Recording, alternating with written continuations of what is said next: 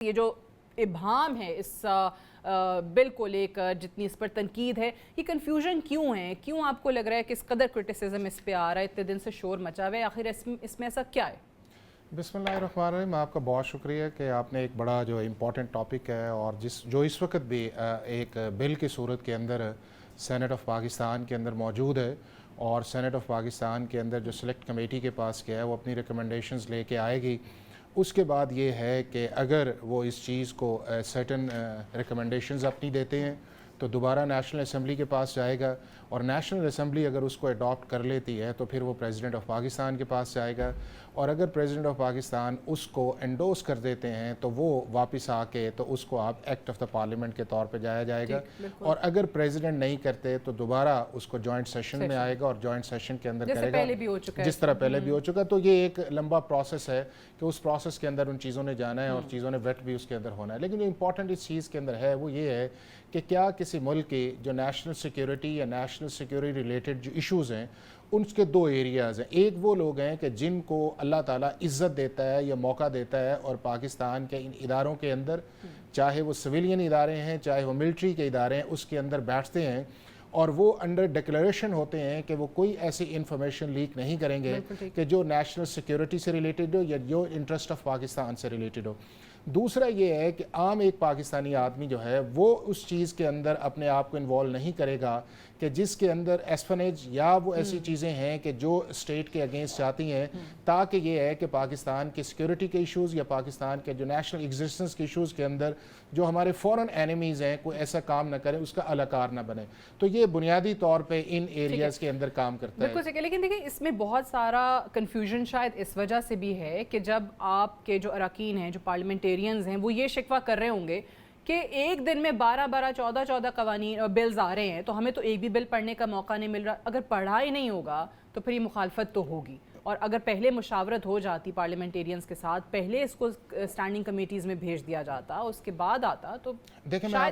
میں آپ کو بتاؤں کہ پارلیمنٹ کا کام ہے لیجسلیشن کرنا، اور یہ اسی کے لیے ہم عوام ووٹ دیتے ہیں. لیکن اس کے لیے جو بنیادی چیز ہے کہ اگر کوئی بھی آپ بل پاس کرتے ہیں اور اس کے اندر ایک پروسیس ہے پارلیمنٹ کا کہ ایک بل انٹروڈیوس کیا جاتا ہے، پھر اس کے اوپر ایک ریزولوشن آتی ہے، اسپیکر اس بل کو جو ہے اگر وہ موشن ایکسیپٹ کی جاتی ہے تو اس کو وہ کنسرن جو کمیٹی ہے، چاہے وہ انٹیریئر کی ہے، ڈیفنس کی ہے، فارن کی ہے، جس سے وہ ریلیٹڈ ہے، اس کے پاس بھیجتا ہے. کمیٹی ان چیزوں کو کنسیڈر کرتی ہے، کنسیڈر کر کے ایک رپورٹ جو ہے وہ جمع کروائی جاتی ہے اسمبلی کے اندر، اور اس رپورٹ کے مطابق جو ہے وہ لیجسلیشن جو ہے اس کی کلاز بائی کلاز جو ہے اس کو پاس کیا جاتا ہے. تو ایک پروسیس ہے، یہی سینٹ کے اندر اڈاپٹ کیا جاتا ہے. اب اس حد تک بات بالکل آپ کی ٹھیک ہے کہ اگر کوئی بھی آپ نے اس طرح کا امپورٹنٹ بل پاس کرنا ہے نیشنل سیکیورٹی، اور میں تو اس چیز سے بھی آگے ہوں کہ اگر آپ اس طرح کا کوئی بل بھی پاس کریں تو اس کی صرف سلیکٹ کمیٹی کے اندر وہ اسٹینڈنگ کمیٹی میں نہ جائے، بلکہ ان کو اس کی پراپر پریزنٹیشن دیں.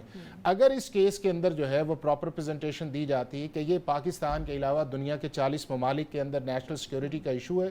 دنیا کے لا چل رہا ہے، یہ آپ کے ہمسایہ ملک انڈیا میں بھی ہے، بنگلہ دیش میں بھی ہے، سنگاپور بھی ہے، فلپائن بھی ہے، یہ کہیں پارلیمنٹیرینز کو بھی نہیں پتا، بریف نہیں کیا گیا ان کو، نہ ہی میڈیا پر آ کر اس قسم کی چیزیں بتائی گئی. دوسری جو اس کے اندر امپورٹنٹ تھی وہ یہ تھا کہ بتایا یہ جاتا اور سٹارٹ اس چیز کے اندر لیا جاتا کہ پاکستان کا جو کرمنل جسٹس سسٹم ہے اور جس کے اندر یہ اسپیشل لاز ہیں یہ سارے آؤٹ ڈیٹڈ ہو چکے ہیں. اب آپ یہ دیکھیں کہ پاکستان کا جو پینل کوڈ ہے وہ 1860 کا ہے، پاکستان کا کرمنل کوڈ جو 1808 کا ہے، سی پی سی 1908، اور یہ بھی 1923 کا ایک لا ہے. اب 1923 کے لا کو اگر آپ 2023 کے اندر آپ دیکھیں، اور جس کی طرف آپ نے اشارہ بھی کیا تھا کہ برطانیہ نے جب یہ لا پہلی دفعہ 1889 کے اندر جب اس کو انٹروڈیوس کیا تو اس کے بعد جب 1923 کے اندر وہ آیا سب کانٹیننٹ کے اندر،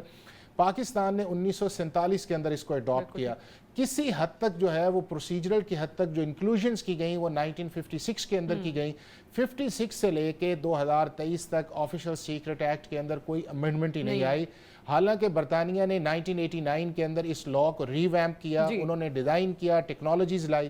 اب آپ یہ دیکھیں کہ جو 2023 کی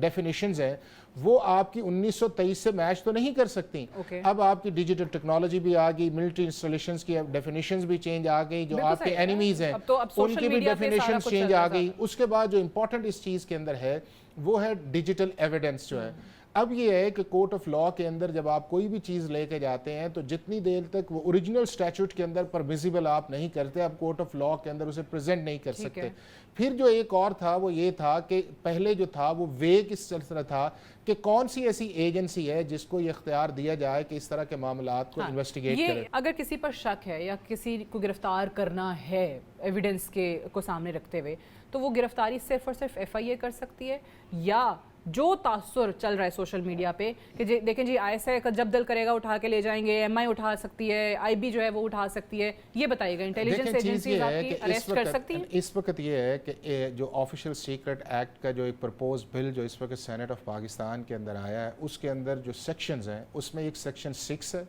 سیکشن 7 ہے، سیکشن 8 ہے، سیکشن 9، 11 اور 12 ہے۔ 12 کے اندر ایک ایجنسی کا ہے۔ اب اس کے اندر یہ ہے 12 جو ہے وہ بیسیکلی ایک پروسیجر ہے۔ ایک میں آپ کو چیز بتاؤں کہ جتنی بھی اس وقت ڈیبیٹ چل رہی ہے یا پارلیمنٹ کے، وہ سبسٹینٹیو پہ کوئی بات نہیں ہو رہی کہ ڈیجیٹل ٹیکنالوجی یا اس کا یوزیج جو ہے وہ ایز اے اوفینس کے طور پہ آنا چاہیے، یا لاء کو جو ہے وہ 2023 کو چینج 1923 کو کیا جانا چاہیے۔ یہ سب اس چیز کے اوپر ایگریمنٹ ہے۔ اب دو چیزوں کا پروسیجر کا ایشو آیا۔ اب پروسیجر کے اندر یہ ہے کہ زیادہ جو ہے وہ پرابلم آ رہی ہے، وہ آ رہی ہے سیکشن 11 کے اندر کہ جی آپ کسی وقت بھی بغیر وارنٹ کیے آپ اس کو لے کے گرفتار کر سکتے ہیں یا آپ سرچ وارنٹ کر سکتے ہیں۔ لیکن اس سے پہلے میں آپ کو بتاؤں کہ سیکشن 11 بھی جو ہے وہ آپ کا ریگولیٹ کیا جائے گا سیکشن 12 کے اندر، جس کے اندر ایک ایف آئی اے ایجنسی ہے۔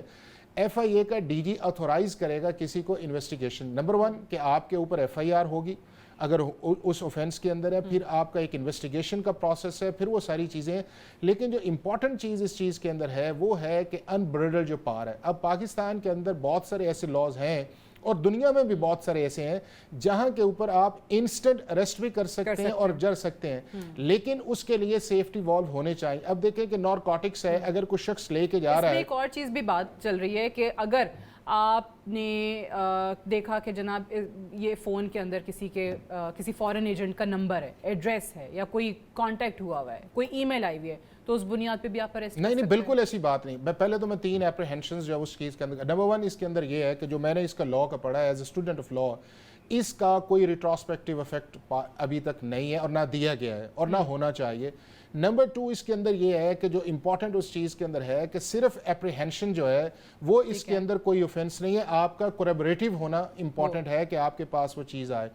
تیسرا اس چیز کے اندر ہے کہ چونکہ اگر ایک کنسرنز آیا ہے تو اس کنسرنز کو ایڈریس یہ کیا جا سکتا ہے کہ سیکشن 11 کے اندر اگر کوئی بھی ایجنسی جو ہے وہ جا کے ان سرچ وارنٹ کرتی ہے، اریسٹ پہ جاتی ہے، تو اس کے لیے آپ اس کو جو کنسرنڈ میجسٹریٹ ہے